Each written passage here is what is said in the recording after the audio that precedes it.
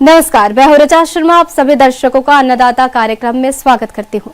किसान का जीवन बहुत मुश्किल होता है।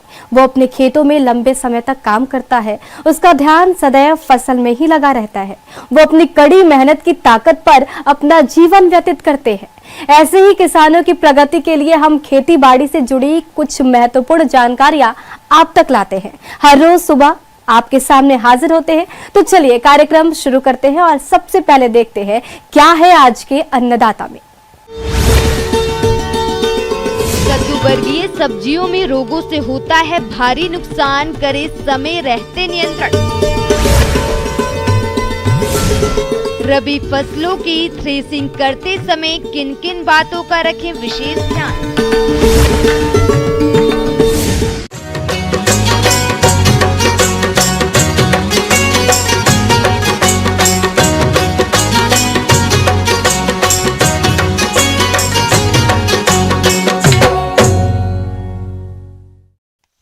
अपने प्रदेश में लौकी, करेला, तुरई, टिंडा, तरबूज, खरबूजे की खेती किसान बड़े पैमाने पर करते हैं और हमारे जिन किसानों ने इन कद्दू वर्गीय सब्जियों को लगा रखा है, इनकी फसल में कई प्रकार के रोगों का प्रकोप हो सकता है, जिसका यदि समय पर नियंत्रण नहीं किया गया तो इन फसलों से बहुत कम उत्पादन मिल पाएगा।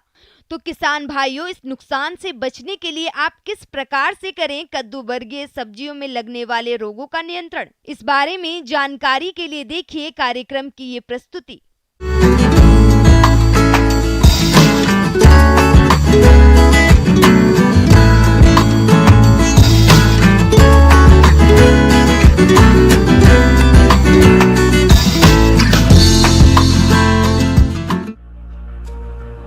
कद्दू वर्गीय सब्जियां आजकल वर्ष भर उगाई जाने लगी हैं। इसका उत्पादन अच्छा होता है, लेकिन अधिक नमी और बदलते मौसम के कारण रोग का प्रकोप अधिक देखा जाता है। कभी कभी प्रबंधन के अभाव में पूरी फसल नष्ट हो जाती है। इसलिए किसान भाइयों को इन रोगों की सही पहचान करके उचित समय पर उचित नियंत्रण करना आवश्यक है, जिससे अच्छा उत्पादन सब्जियों का मिल सके। कद्दू वर्गीय सब्जियों में एक मुख्य रोग है फ्यूजेरियम विल्ट, उकटा रोग। ये रोग एक मृदा जनित फफूंदी फ्यूरोजियम स्पीसीज से होता है। इससे प्रभावित पौधा मुरझाकर सूख जाता है, पौधे की जड़ें और भीतरी भाग भूरा हो जाता है। इससे पौधे की वृद्धि रुक जाती है। स्पष्ट लक्षण फूल आने व फल बनने की अवस्था में दिखाई देते हैं। कभी कभी तो पूरा पौधा सूख जाता है। रोग की रोकथाम के उपाय। इसके लिए रोग रोधी किस्मों की बुआई करें। भूमि का सूर्यकरण करने पर भी इस बीमारी को कम कर सकते हैं। बुआई से पूर्व बीज की कार्बोडाइजम 2 ग्राम प्रति किलो बीज की दर से उपचारित करें और बीमारी के आने के बाद पौधे की ड्रिंचिंग करके फसल को उकटा रोग से बचा सकते हैं। श्यामवरण रोग। यह रोग एक प्रकार की फफूंदी से होता है। ये रोग कद्दू की फसल में अधिक होता है, जबकि पेठा में भी ये रोग अधिक होता है। ये रोग गर्म और अर्ध मौसम में अधिक होता है। पौधे की किसी भी वृद्धि अवस्था में ये रोग हो सकता है। इस रोग के लक्षण पौधे की पुरानी पत्तियों पर छोटे जलयुति या पीले धब्बे बनते हैं। ये धब्बे कोणीय या गोला आकार के हो सकते हैं। बाद में ये आपस में मिल जाते हैं और सूख जाते हैं। पत्ती का ये सूखा भाग झड़ जाता है। इससे पैदावार कम हो जाती है। रोकथाम के उपाय। मैनकोजेब 2 ग्राम प्रति लीटर पानी की दर से घोल बनाकर फसल पर छिड़काव करें। इसके अलावा बीज कार्बोडाइजम 2 ग्राम प्रति किलोग्राम बीज से उपचारित करके बुआई करने पर इस रोग से काफी हद तक बचा सकते हैं। चुर्ली एसिड रोग। इस रोग में पत्ते की ऊपरी सतह पर सफेद या धुंधली धूसर रंग के पाउडर जैसे छोटे छोटे धब्बे बनते हैं, जो बाद में पूरी पत्ती पर फैल जाते हैं। पत्तियों और फलों का आकार छोटा व विकृत हो जाता है। पौधे की पत्तियां असमय गिर जाती हैं। इसका सीधा प्रभाव फसल उत्पादन पर पड़ता है। रोकथाम के उपाय। फसल पर रोग के लक्षण दिखाई देने पर प्रारंभिक अवस्था में कैराथीन 1 ग्राम प्रति लीटर पानी में घोलकर छिड़काव करें। आवश्यकता पड़ने पर दोहराएं। ऐसा करके रोग को नियंत्रित किया जा सकता है। तुलासीदा रोग के लक्षण। इस रोग के कारण पत्तियों की निचली सतह पर सफेद भूरी फफूंदी उलझी हुई रुई के रूप में दिखाई देती है।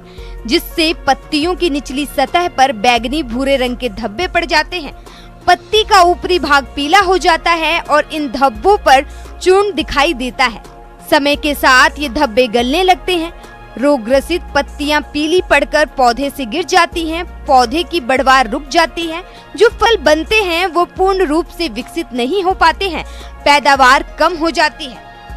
रोग नियंत्रण के उपाय। खड़ी फसल में जिनेब 0.3% का छिड़काव करना चाहिए। इसके अलावा किसान भाई कद्दू वर्गीय सब्जियों के खेत को निराई गुराई द्वारा खरपतवारों से मुक्त रखें। कद्दू वर्गीय सब्जियों की बीज को बुआई से पूर्व कार्बोडाइजम 2 ग्राम प्रति किलोग्राम की दर से बीजोपचार पर बुआई करें तो इस रोग का प्रकोप नहीं होगा। किसान भाइयों, इस बात का ध्यान रखें कि दवा का छिड़काव फल तुराई के बाद करें और दवा छिड़काव के 1 सप्ताह बाद ही सब्जियों की तुराई करें। इस प्रकार से किसान भाई फसल को रोगों से होने वाले नुकसान से बचाकर अच्छी उपज लेकर अच्छा मुनाफा कमा सकते हैं। किसान भाइयों, अभी तक आपने खेती से जुड़ी हुई कुछ उपयोगी जानकारियां देखी। अब लेते हैं एक छोटा सा ब्रेक, जल्द ही लौटेंगे और कार्यक्रम में आगे भी है खेती बाड़ी से जुड़ी कुछ महत्वपूर्ण जानकारियां, तो बने रहिए हमारे साथ।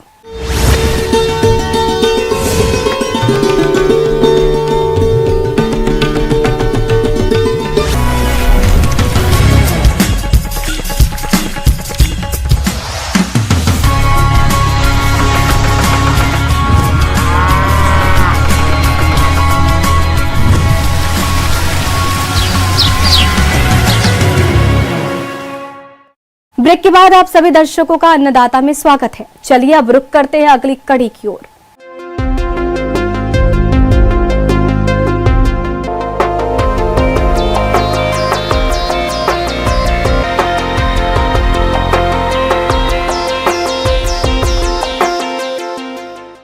किसान भाइयों, रबी की फसलों की कटाई मराई का कार्य जोरों शोरों से चल रहा है और किसान इन फसलों की मराई का कार्य थ्रेसर द्वारा करते हैं, जिससे फसलों की मराई करने में समय और खर्च दोनों की बचत होती है। लेकिन किसानों को चाहिए कि वो फसलों की थ्रेसिंग करते समय कुछ सावधानियों को ध्यान रखें ताकि फसलों की थ्रेसिंग करते समय किसी भी प्रकार की समस्या नहीं आए। तो आप थ्रेसिंग के समय किन-किन बातों का ध्यान रखें, आइए जानते हैं।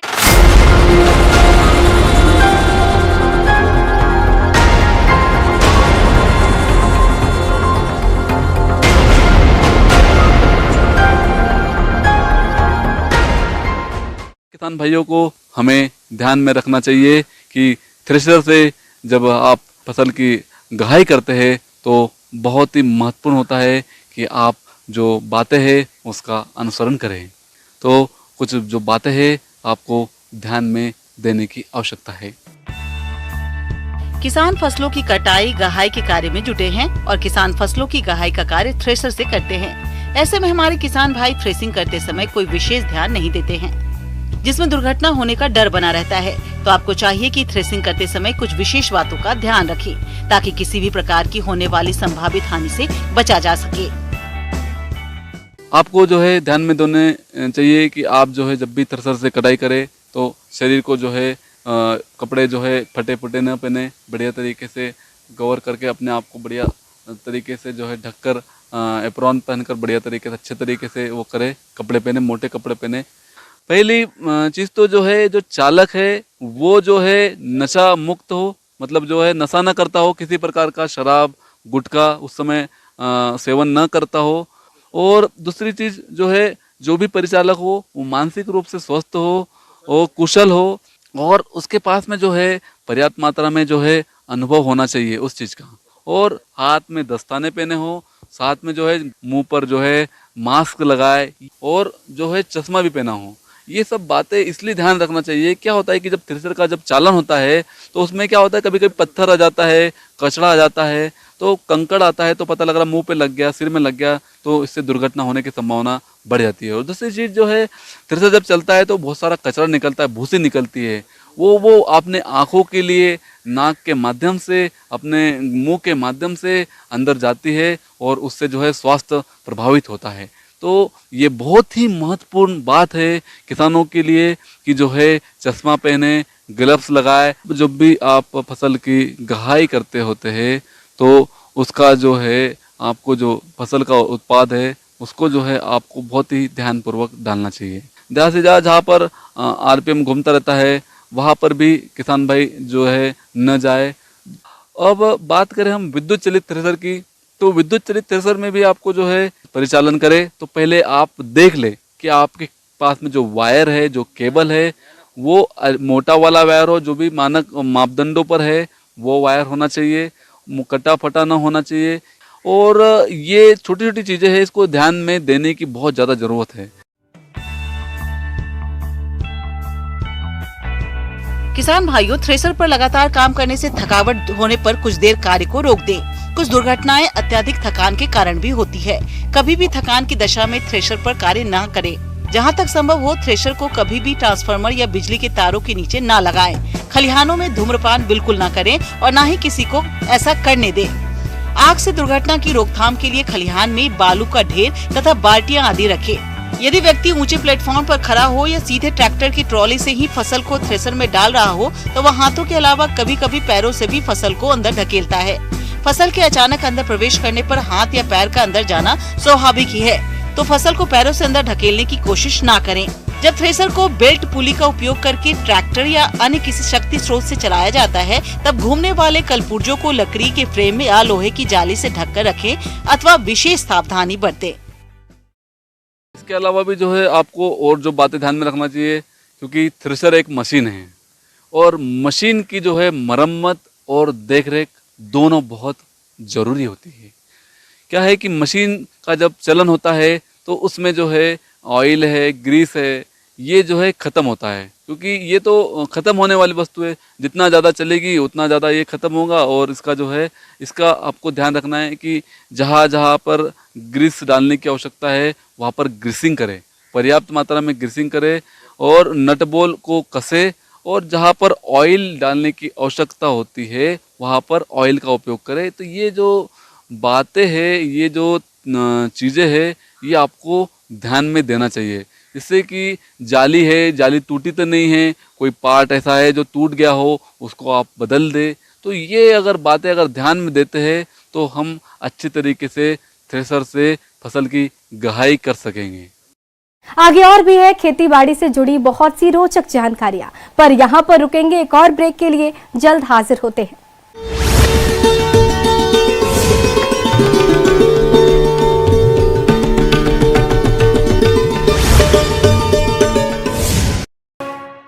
ब्रेक के बाद एक बार फिर से आप सभी दर्शकों का अन्नदाता कार्यक्रम में स्वागत है। बढ़ते हैं अगली प्रस्तुति की ओर।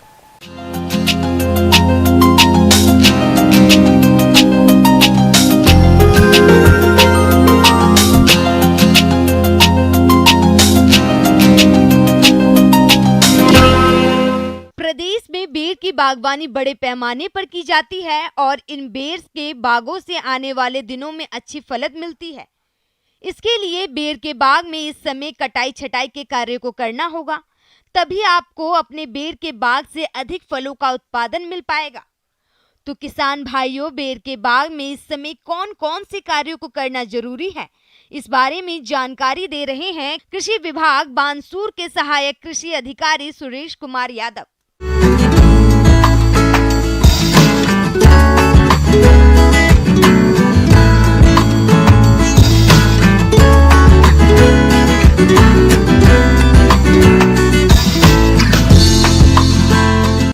आज हम चर्चा करेंगे बेर की फसल में खाद, उर्वरक एवं सदाई कटाई प्रबंधन किस प्रकार से किया जाए। तो हम बात करें कि भारत के प्राचीन फलों में से बेर एक फल है और इसे गरीबों का सेब कहा जाता है, क्योंकि इसमें अनेक खनिज तत्व और विटामिन से इसमें पाए जाते हैं जो हमारे स्वास्थ्य के लिए लाभकारी होते हैं। और बेर से जैसे कैंडी, मुरब्बा, ये उत्पाद भी बनाए जाते हैं। बेर के बाग में कुछ कार्यों को करने पड़ते हैं, जिसमें पौधों को आकार देना और बेर की कटाई छटाई पौधे की पैदावार और फलों की गुणवत्ता को बढ़ाती है।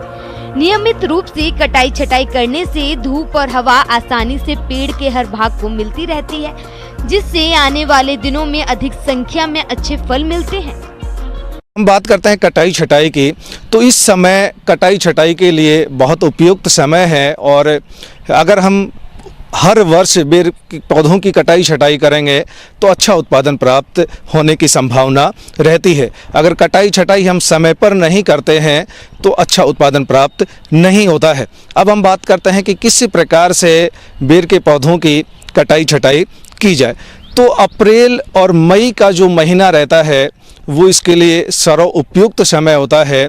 जैसे कोई पौधा होता है, बेर के बगीचे होते हैं, उनमें सबसे पहले हम क्या करते हैं कि जो मुख्य तना रहता है उस तने से 4 से 5 शाखाएं हर दिशा में हम छोड़ते हैं और प्रथम शाखा को लगभग 30 सेंटीमीटर ऊंचाई पर हम काटते हैं। इसी प्रकार चारों दिशाओं की शाखाओं को 15 से 20 सेंटीमीटर के अंतराल पर हम काटते हैं, क्योंकि ये पौधे को एक उचित आकार और उसको सशक्त रूप देने के लिए कटाई छटाई का कार्य किया जाता है। और जो पत्तियां होती हैं उनकी कक्ष से जो नई शाखाएं निकलती हैं वो शाखाएं हमें फल और फूल देने के लिए समर्थ होती हैं। तो इस प्रकार बेर की कटाई छटाई करने से नई शाखाएं ज़्यादा निकलती हैं और ज़्यादा हमें फल और फूल प्राप्त होता है। इसके अलावा अगर बात करें तो जो गत वर्ष की लगभग 25% शाखाओं को हमें बाहर निकाल देना चाहिए। और इसके अलावा जो कुछ सूखी शाखाएं या जो कीट से प्रभावित शाखाएं, टहनियाँ होती हैं, पत्तियां होती हैं, उन या कोई बीमारी से प्रभावित शाखाएं होती हैं, उनको भी साथ में बाहर निकाल देना चाहिए ताकि हमें अच्छे से अच्छा उत्पादन मिल सके। और इस कटाई छटाई करने से अगर ज़्यादा पौधा हमारा हरा भरा रहेगा तो इसमें अधिक शाखाएं निकलने से फल फूल ज़्यादा लगते हैं और अधिक उत्पादन प्राप्त होता है। तो किसान भाइयों को मैं सलाह देना चाहूँगा कि बेर के बगीचे में इस समय कटाई छटाई करके और वो अच्छा उत्पादन प्राप्त कर सकते हैं।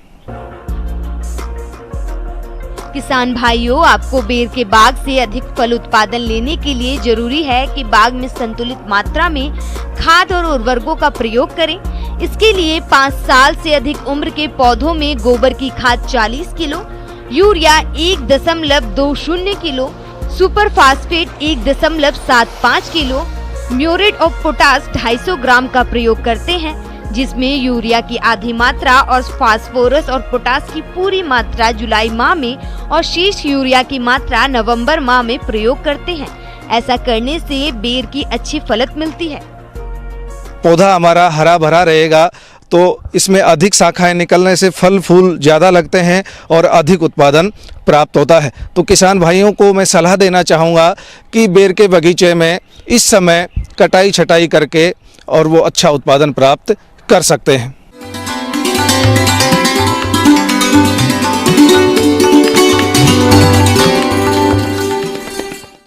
अन्नदाता हेल्पलाइन निःशुल्क फोन संपर्क सेवा के माध्यम से आपके द्वारा पूछे गए प्रश्नों में से 1 या 2 महत्वपूर्ण प्रश्न को हम अपने कार्यक्रम में शामिल करते हैं।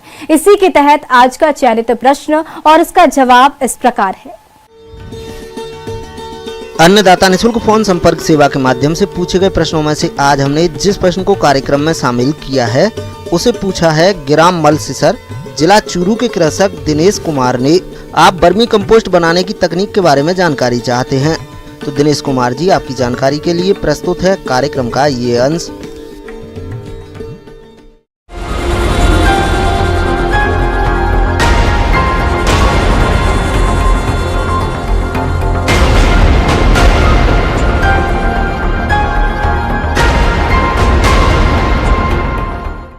केंचुआ खाद एक बहुत पुरानी विधि है जिसके द्वारा किसान अपने घर पे, अपने फार्म हाउस के आसपास इस खाद को तैयार कर सकते हैं। इस विधि में केंचुओं का उपयोग होता है जिससे आपका जो गोबर है या आपके पशुओं के नीचे जो आप बिछौना बिछाते हैं उसको भी आप इसमें यूज़ में ला सकते हैं और उससे एक उत्तम क्वालिटी की खाद जो है वो प्रोड्यूस कर सकते हैं, पैदा कर सकते हैं और जिससे आप केमिकल फर्टिलाइजर्स के ऊपर अपनी डिपेंडेंस जो है उसको ख़त्म भी कर सकते हैं अगर आप इसका सही तरीके से इसका इस्तेमाल करते हैं। अच्छी गुणवत्ता की केंचुआ खाद बनाने के लिए सीमेंट तथा ईंटों से पक्की क्यारियां बनाई जाती है, जिन्हें वर्मी बेड भी कहते हैं।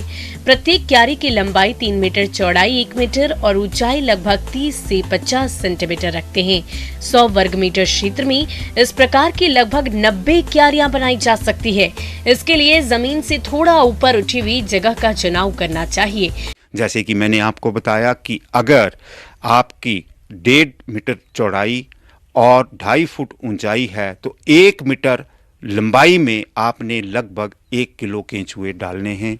क्योंकि मैं आपको यहाँ ये भी बताना चाहूँगा कि जो स्पीसीज़ केंचुओं की, जिसको हम आइसिनिया फोर्टिडा कहते हैं, और मैं अभी आपको दिखाऊंगा भी, उस प्रजाति के 1 किलो में लगभग 1000 केंचुए आते हैं। क्योंकि एक केंचुओं का वजन लगभग 1 ग्राम होता है लगभग, और वो अपने वजन के मुताबिक लगभग उतना ही भोजन एक दिन में खा सकता है और उसको वो कन्वर्ट करता है केंचुआ खाद में। अनुकूल आर्द्रता, तापक्रम तथा हवा में परिस्थितियों में 25 से 30 दिनों के उपरांत बेड की ऊपरी सतह पर 3 से 4 इंच मोटी केंचुआ खाद एकत्र हो जाती है।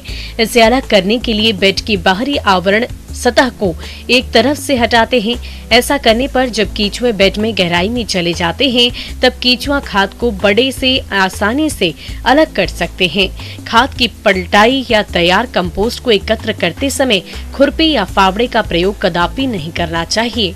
इस पक्के जो स्ट्रक्चर बनाएंगे, इसमें एक तरफ को थोड़ी सी स्लोप दे देंगे, और स्लोप देने के बाद क्या करेंगे कि एक नाली बाहर को निकाल देंगे।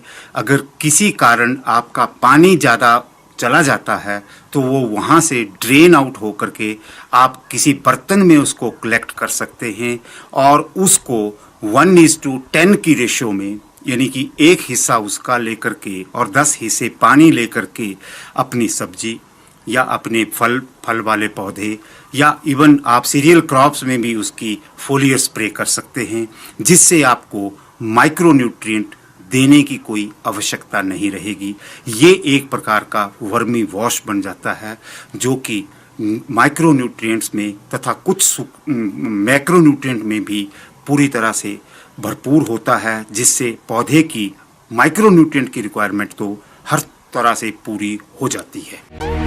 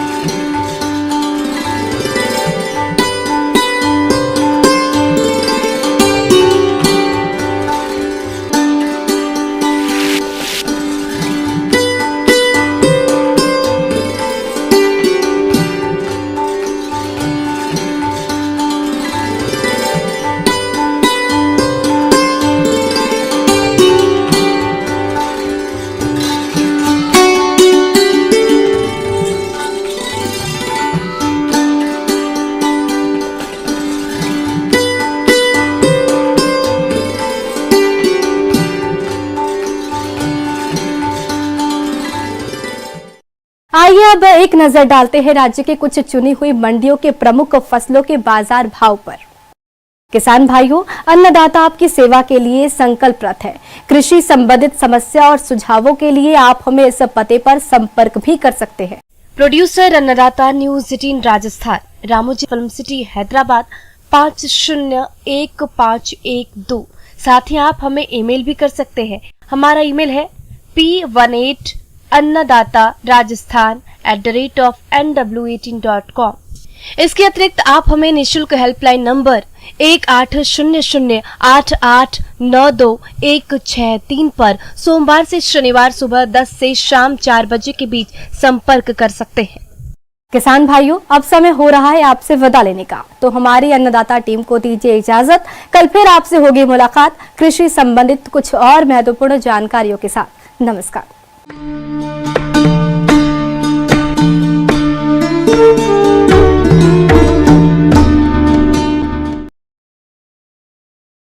हमारा झगड़ा राहुल